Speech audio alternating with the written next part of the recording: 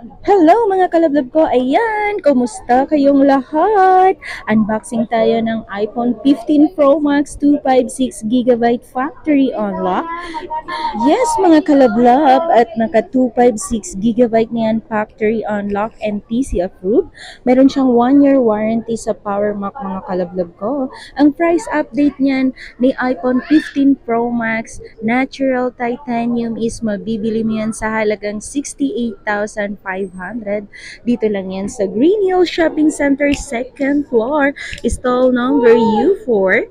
Mga kalablab, ako nga pala si Sir Ana Alawi. Pwede kang tumawag or mag-text sa 0975-823-8526. At syempre kalablab ko, kung bago ka pa sa channel ko, huwag mo na akong kalimutan i-like, share at subscribe. Pakihit mo na din ang notification bell para lagi kang updated sa mga video na ina-upload ko. Napakaganda ni iPhone 15 Pro Max Titanium. Yan yung natural titanium mga kalablab ko, 256GB. Ang available natin yan, meron kaming 512GB, 1TB, and then 256GB. So ito yung package ni iPhone 15 Pro Max. Kung i-unboxing mo siya, cord lang ang kasama. Ang price update is 68,500. Dahil cord lang ang kasama, bibigyan natin si Sir ng mga pa-freebies. Meron niyang kasamang earpods, charger, tempered glass, and then mga case para mas masaya. Mga kalablab ko, kung meron kang planong bibili ng mura at legit na mga iPhone, dito ka na sa akin bumili para mas masaya. At syempre kung di ka pa nakapag-subscribe, mag-subscribe ka na. Ito yung natural titanium ni iPhone 15 Pro Max. Napaka-saleable nito ngayon mga kalablab ko. Dahil murang-mura na lang to, mabibili mo to sa halagang 68,500.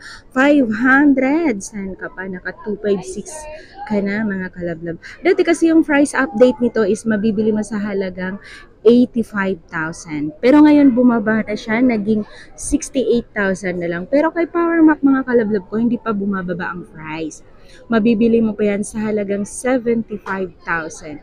So ito na nga mga kalablab ko, at nagbibilang na si Sir sa kanyang milyones at magbabayad na siya sa kanyang 68,500 na iPhone 15 Pro Max. 256GB na yan mga kalablab ko. Yan mga kalablab, sa mga nagtatanong pala, yung mga home credit yan, gusto nilang mag home credit, pwede ka dito sa amin, nag-accept kami ng home credit. Ano bang kailangan ni home credit? Okay mga kalablab ko, ang kailangan lang ni home credit, kailangan meron kang valid ID at kailangan mo lang mag-download ng home credit na apps. Ngayon, may offer yan si home credit sa'yo. Merong 40,000, merong 60,000. Depende kung magkano ang i-offer ni home credit sa'yo. And then, pwede ka nang pumunta sa akin at mag-apply ng home credit. Ganun lang, kasimple mga kalablab ko. Pero mga kalablab, syempre, iba yung price. Pag i-home credit mo, mas mataas yon kumpara sa ika-cash mo. Pag cash kasi kalablab ko, mura lang at maliit lang ang mababayaran mo. Samantalang pag i-home credit mo, doble yung presyo. Ganun yun mga kalablab ko. Kaya huwag kang magtaka bakit napakamahal.